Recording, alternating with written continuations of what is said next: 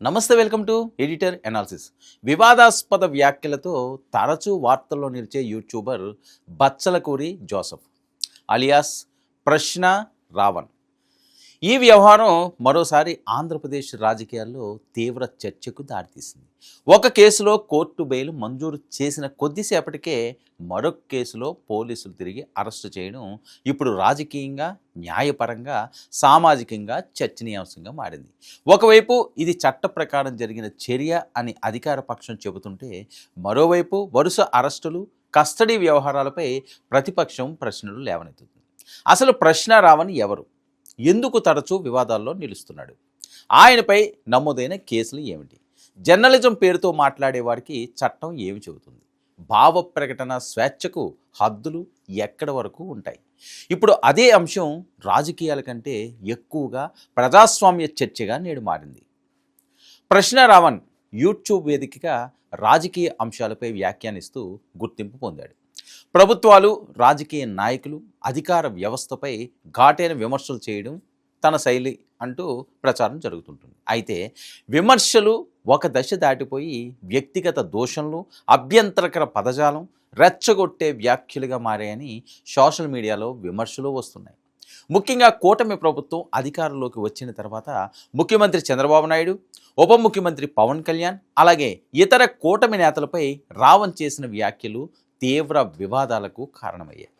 June 28న ఏలూరులో జరిగిన దళిత క్రైస్తవ నిరసన సభలో చేసిన వ్యాఖ్యలపై జనసేన నేతల ఫిర్యాదు మేరకు పోలీసులు కేసు నమోదు చేశారు. అనంతరం హైదరాబాద్లో రావణ్ను అరెస్టు చేశారు. ఆ కేసులో కోర్టు బెయిల్ మంజూరు చేసింది. సాధారణంగా ఇక్కడితో వ్యవహారం ముగిసిపోతుందని చాలామంది భావించారు. కానీ బెయిల్పై విడుదలైన వెంటనే మరో కేసులో కాకినాడ జిల్లా సర్పవరం పోలీసులు రావణ్ను అదుపులోకి తీసుకోవడం ఇప్పుడు సంచలనంగా మారింది. రావణ్ తాజాగా అరెస్టు అయిన రెండో కేసు 2025లో గొల్లప్రోలు మండలంలోని ఒక పాఠశాలలో జరిగిన గొడవకు సంబంధించింది.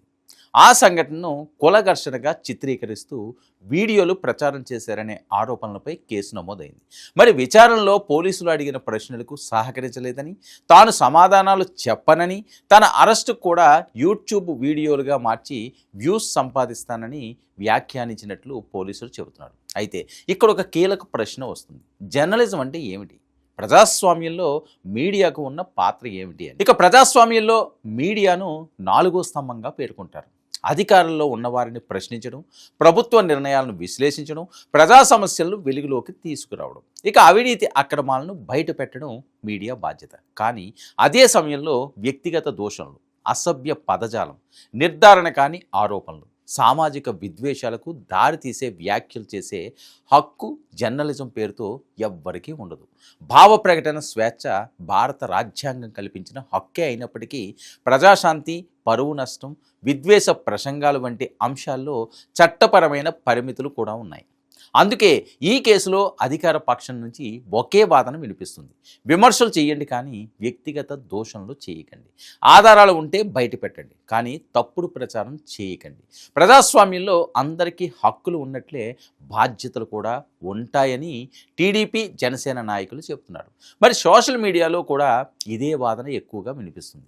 ఎవరైనా రాజకీయ నాయకుడిని విమర్శించవచ్చు, కానీ అసభ్య భాషను సమర్థించలేమని వారు పోస్టులు పెడుతున్నారు. మరోవైపు వైసీపీ నాయకులు, కొందరి హక్కుల కార్యకర్తలు మాత్రం మరో కోణాన్ని ప్రస్తావిస్తున్నారు.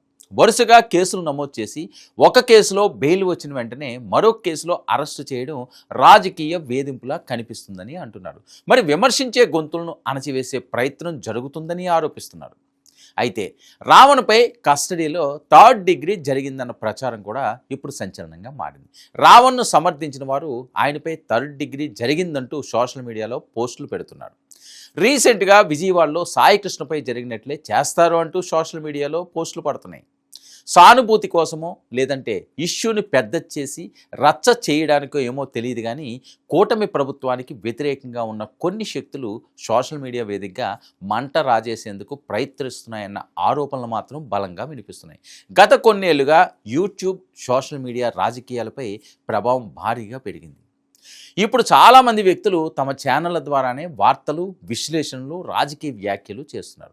ఇది ఒకవైపు సమాచారాన్ని వేగంగా ప్రజలకు చేరవేస్తుంటే, మరోవైపు ఫ్యాక్ట్ చెకింగ్ లేకుండా వచ్చే ఆరోపణలు, తీవ్ర పదజాలం, రెచ్చగొట్టే కంటెంట్ కూడా పెరుగుతుందని విమర్శలు ఉన్నాయి. వ్యూస్, సబ్స్క్రైబర్స్ వైరల్ కావాలనే పోటీలో కొంతమంది మరీ అతిగా వ్యవహరిస్తున్నారన్న అభిప్రాయాలు కూడా వినిపిస్తున్నాయి. ఇక్కడ గుర్తుంచుకోవాల్సిన విషయం ఒకటే, ఒక వ్యక్తి జర్నలిస్టా, యూట్యూబరా, రాజకీయ కార్యకర్త అనే దానికంటే ఆయన చట్ట పరిధిలో వ్యవహరిస్తున్నారా లేదా అన్నదే ముఖ్యమైనది. అదేవిధంగా పోలీసులు కూడా చట్ట ప్రకారమే వ్యవహరించాలి.